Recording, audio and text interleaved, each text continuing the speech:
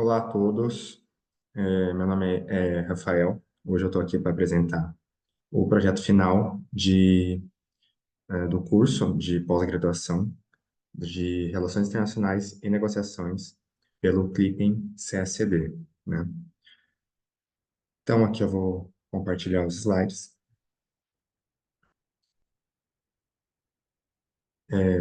Então, o tema que eu vou utilizar é as armas nucleares e a questão da dinâmica global. A pergunta-chave, a pergunta que quero responder aqui é como que a existência de armas nucleares influencia na atualidade, né, a dinâmica global, né?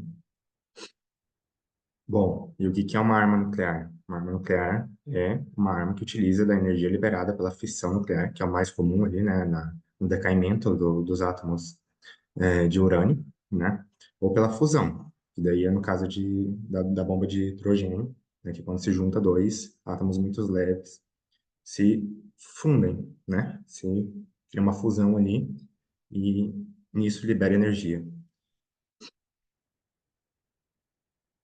Um pouquinho aqui do histórico de desenvolvimento das armas nucleares. Óbvio que não começou aqui, né? Porque teve anos e anos de desenvolvimento científico antes, né? Mas, principalmente lá a questão de Los Alamos, né? Muito bem retratado no filme do Oppenheimer, né? Do Projeto Manhattan, que começou ali em 13 de agosto de 1942. Então, ó, em 3 anos, do início do projeto até a detonação da primeira explosivo, né? Com menos de 3 anos. E daí depois, mais ou menos um mês aqui, até Hiroshima e depois Nagasaki, né? Bom, como que funciona, então, uma bomba nuclear, né? Não vou ficar me estendendo aqui, porque tem 15 minutos só.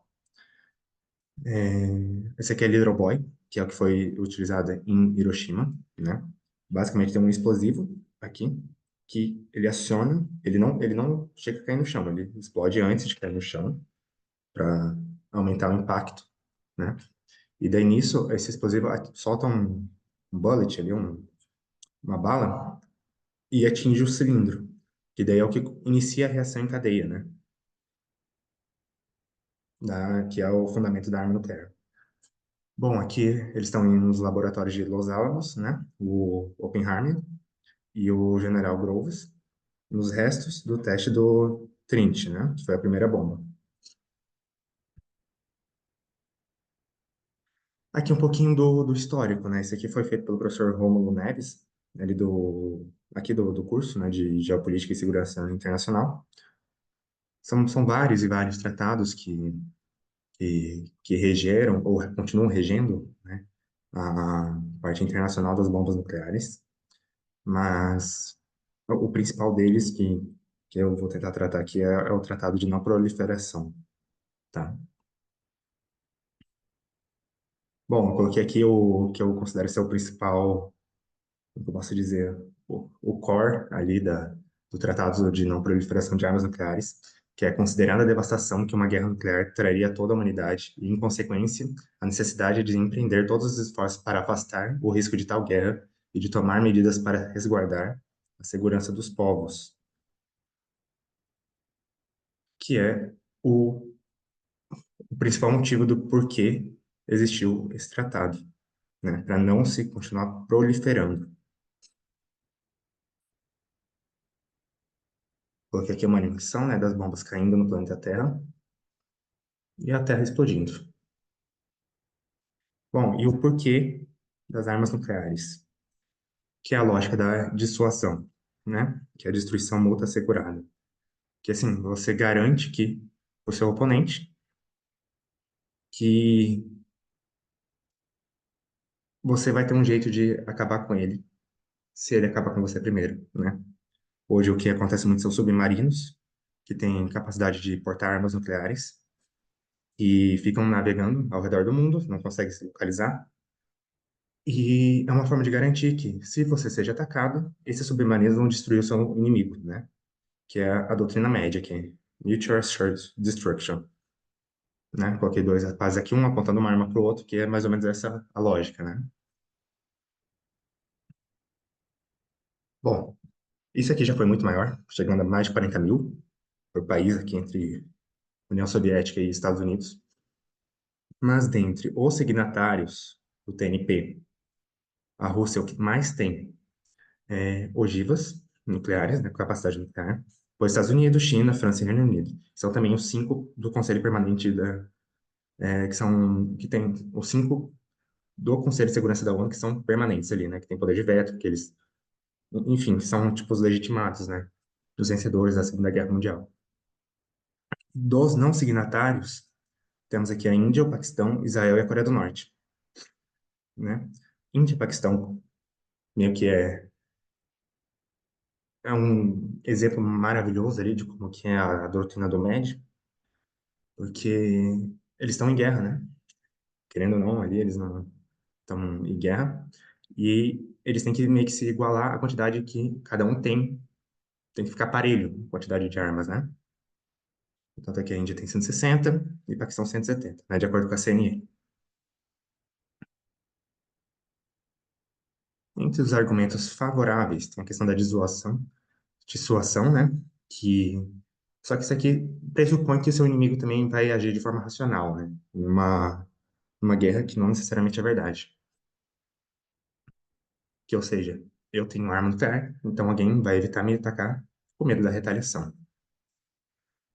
Que aqui também vai ao encontro da segurança nacional, a questão de um estímulo à diplomacia, porque assim, se eu não vou entrar em guerra por medo de você me atacar com uma bomba nuclear, isso me estimula a ir para o campo diplomático com você, né? E é o que gera o paradoxo da paz, né? Porque nunca se houve uma paz tão longa a nível mundial, óbvio que existem conflitos regionais ali, e um dos fatores que é atribuído é a existência das armas nucleares, né? Que dissuade de existir essas guerras, né? Algo escalonável. Porém, dentre os argumentos contrários, tem justamente o risco da escalada, né? Que é, eu vou atacar uma bomba em você, você vai atacar uma em mim, depois eu vou atacar duas em você, e vai escalonando, escalonando, e entra várias potências. E esse é um dos grandes riscos, né? Também tem um risco de proliferação para atores não estatais, como é o caso do Paquistão, né, que tem cerca de 180 ogivas. E lá, uma região bem estável, perto do Afeganistão, cheguei a ler fontes ali que eles deixam alguma das ogivas em caminhões rodando o país, para não ficar em um ponto fixo, né, que se corra o risco de dessas armas serem roubadas por grupos terroristas ou enfim, né, de agentes não estatais ali, né. Também tem a questão de possíveis acidentes, pode acontecer, né, tá? De possíveis acidentes, e também a questão do impacto humanitário e ambiental, que até hoje, né, na Hiroshima e Nagasaki, tem justamente museus lembrando disso. Só que, assim, não foi só na hora, né, o impacto. Fica por anos ali, né, a questão humanitária, de pessoas que morrem depois de anos devido aos impactos, né? E a parte ambiental também, que destrói todo o meio ambiente ali. A questão que está bem na atualidade é a questão da guerra do Irã e Israel, né? Que o Irã já consegue enriquecer o urânio até 60%, e para isso seria utilizado em energia nuclear só, né?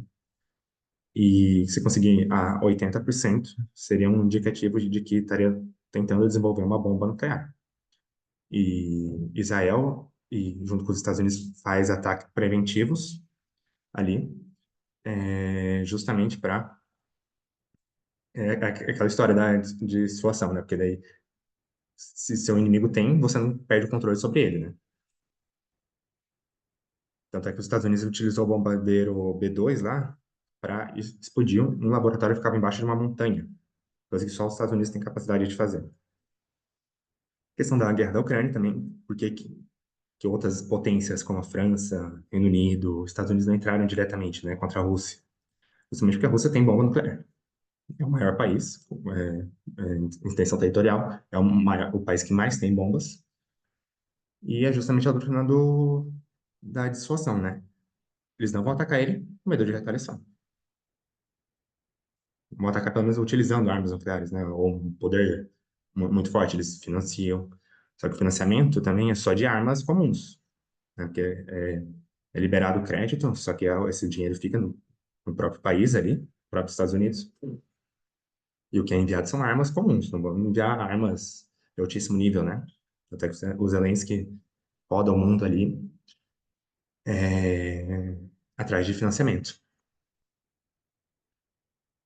Conclusão aqui, né? Inclusive, o Zé de Ferro, vários casos ali de possíveis, quase possíveis guerras nucleares ali, como o mais crítico deles foi o caso dos mísseis de Cuba lá, né? Que a União Soviética colocou mísseis em Cuba.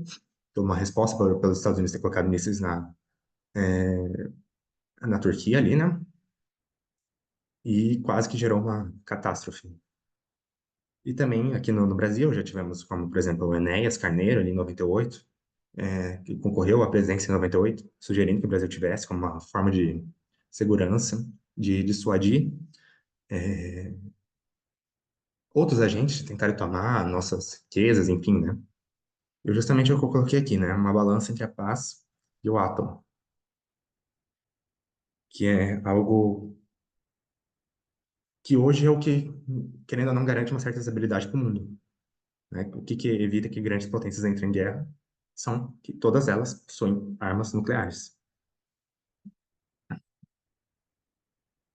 Tem um pouquinho das referências, né? Tem a teoria das relações internacionais.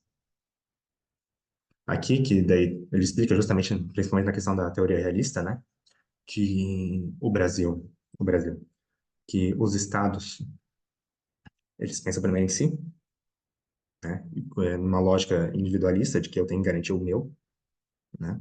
E uma arma nuclear é justamente um fator decisivo de se garantir a sua própria segurança, né? As referências aqui, então, né? Teoria das relações internacionais, o Tratado de Não Proliferação de Armas Nucleares aqui no Brasil, né? Que foi só ratificado em 98.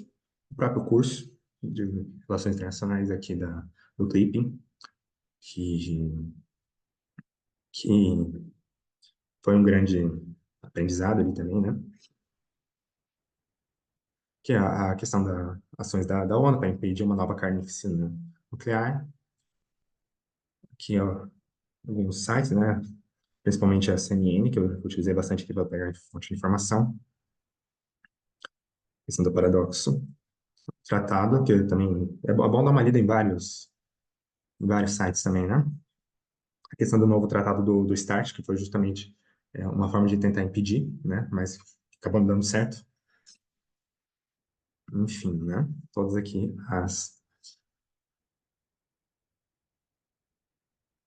as referências, tá certo? Então, essa seria a minha apresentação, como tem limite de tempo ali, né? De até 10, 15 minutos. Vou terminar por aqui. Muito obrigado, né?